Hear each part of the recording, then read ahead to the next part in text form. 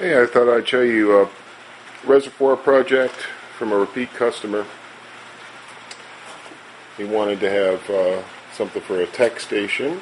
He's got a special way of mounting it, so I don't need to make any mounts or holes.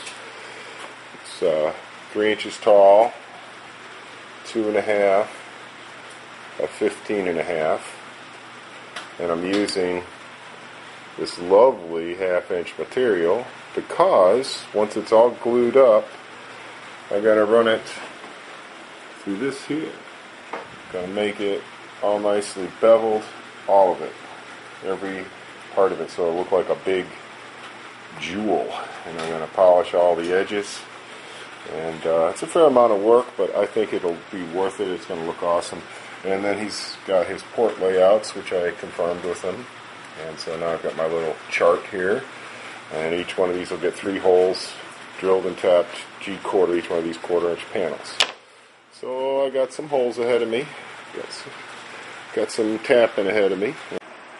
Well, there you have it, a pile of parts, drilled, tapped, cut perfectly to size, everything fits together nice. And the next step will be mucho sanding. Every part of the 1/2-inch for sure, actually everything of course, but mainly the 1/2-inch, all needs to be very carefully sanded on a perfectly flat long surface so that the glue edges will be nice. And then these parts get routed all around with a bevel, so I'm not too worried about these edges.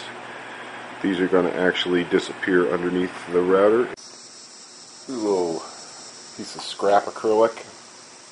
I was trying out some ideas for gluing up because it's hard to glue 1/2-inch, make the capillary joint go all the way to each side. It wants to go in about 1/4. But this hasn't even had but like an hour or so to cure. I just thought I'd do a destruction test and show you how strong this damn stuff is. I can't break it. That's how strong it is. So even after a couple hours, ridiculous. So that's how you make a good strong joint there. Yeah, I couldn't believe I couldn't break that thing with my bare hands. I was like, am I that weak? So I thought I'd put it in a vise. There we go.